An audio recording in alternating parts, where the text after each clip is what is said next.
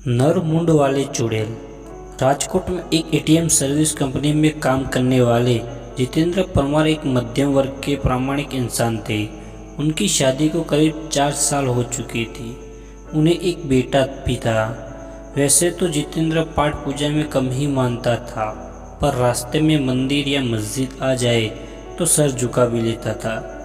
जितेंद्र की नौकरी का समय तो दिन में 8 घंटे होता है, पर एटीएम मशीन का फॉल्ट आने पर उन्हें रात के किसी भी वक्त सर्विस देने जाना पड़ता था। अपने इसी काम के चलते वह एक रात अपने बाइक पर जा रहे थे। उन्हें शहर के थोड़ी दूर बसे एक रिहायशी इलाके के पास में एटीएम फॉल्ट ठीक करने जाना था। वैसे तो इस काम के लिए तो उसका दोस्त आता था, लेकिन जितेंद्र का पार्टनर उस रात बीमार था, तो सर्विस के लिए उन्हें अकेले ही जाना पड़ा। स्पॉट पर जाकर जितेंद्र ने अपनी बाइक स्टैंड पर लगाई। तभी उन्हें वहां एटीएम बूथ पर एक लड़की दिखाई दी। जितेंद्र ने सोचा कि उसे शायद पैसे निकालने होंगे और वह एटीएम मशीन के ठीक होने का वेट कर रही होगी। फॉल्ट ठीक करने के लिए जैसे जितेंद्र एटीएम बूथ के अंदर आए तो वह लड़की भी अंदर आने लगी। सिक्योरिटी गार्ड ने उन्हें बाहर रुकने के लिए कहा। अब जितेंद्र अपना काम कर रहे थे, तभी अचानक उसकी नज़र एटीएम बूथ के बाहर गई।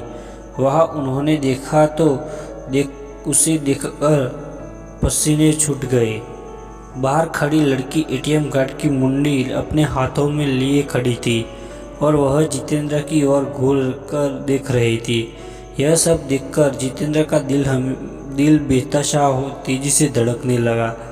उन्होंने वहां से नज़र हटा ली और सोचा कि ये उनका भ्रम होगा। वो ये सब सोच ही रहे थे कि तभी अचानक उनके सीनियर का फ़ोन आया।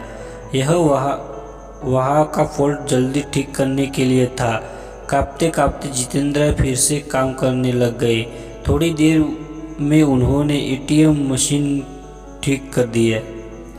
इस बार एटीएम बूथ से बाहर देखने पर सब नॉर्मल लग रहा था। वह लड़की भी वहाँ खड़ी थी और एटीएम बूथ का गार्ड भी उसके पास आराम से खड़ा था। जितेंद्र सोचा कि पहले जो भी देखा था वह सब उनका भ्रम होगा। वह काम निपटाकर सीधा अपनी बाइक की ओर दौड़ गया। जाने से पहले उसने एक बार फिर एटीएम बूथ पर नज़र डाली। तब एक बार फिर से उनका दिल दहल गया। एक बार फिर बाहर खड़ी लड़की एटीएम गार्ड की मुंडी अपने हाथ में लिए खड़ी थी। इस भयानक नज़ारे को देखकर जितेंद्र बुरी तरह डर गया और जल्दी से वहां से भागने लगा। राजकोट वापस लौटते वक्त भी उन्हें बार बार यह आभास हो रहा था कि उनकी बाइक के साथ कोई परछाई चल रही है।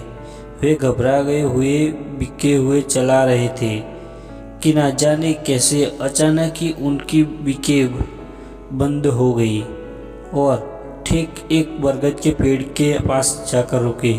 जितेंद्र जी को यकीन नहीं हो रहा था कि उनके साथ ये सब सचमुच हो रहा है। उन्होंने नज़र उठाई तो बरगद की शाखाओं में झूलती एक आकृति नजर आई। उसके हाथ में एक नरमुंड था और वो अजीब घबराहट भरी आवाज़ में कुछ बोल रही थी। जितेंद्र जी ने ये सब देखकर वही जड़ हो गई। न उनकी चीख निकली, न उनके अंदर हिलने की ताकत बची। चुड़ैल पेड़ पर से उतरी। उसके उल्टे पाँव देखकर जितेंद्र जी के पसीने छूट गए। उन्होंने आंखें मूंद ली और भगवान को याद करने लगे।